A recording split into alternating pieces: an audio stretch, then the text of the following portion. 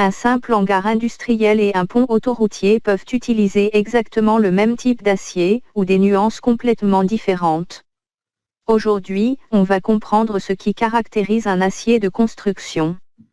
Dans cette vidéo, on va voir 4 choses. D'abord, ce qu'est un acier de construction. Ensuite, ses caractéristiques mécaniques essentielles.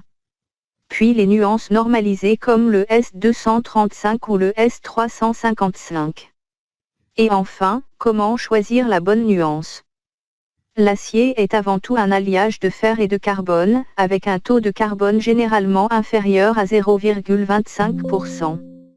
Un faible taux de carbone donne une meilleure soudabilité, essentielle en construction métallique. Une fois élaboré, l'acier est laminé à chaud pour donner les profilés qu'on connaît, les poutrelles IPE, les HEA, les HEB, les cornières, les tubes. Pour comprendre un acier, on regarde toujours sa courbe contrainte déformation, obtenue lors d'un essai de traction jusqu'à la rupture. Le domaine élastique est gouverné par le module d'élasticité, noté E. Pour tous les aciers de construction, sans exception, E vaut environ 210 000 mégapascales. Le point où la courbe quitte sa ligne droite, c'est la limite élastique, notée phi. C'est cette valeur qui donne son nom à la nuance, comme le S235 ou le S355. Si on continue à tirer au-delà de la limite élastique, le point maximal de résistance juste avant la rupture s'appelle la résistance à la traction, notée φ. La capacité de l'acier à se déformer beaucoup avant de rompre s'appelle la ductilité. C'est un critère essentiel en zone sismique. La résilience, c'est la capacité de l'acier à résister à un choc, notamment à basse température.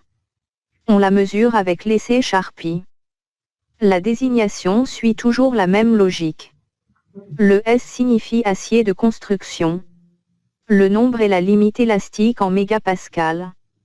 Et la lettre indique la qualité de résilience.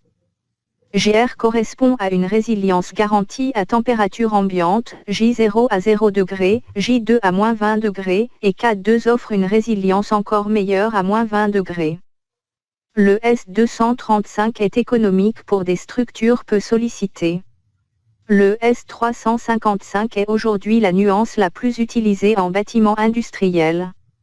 Le S460 est réservé aux structures très sollicitées.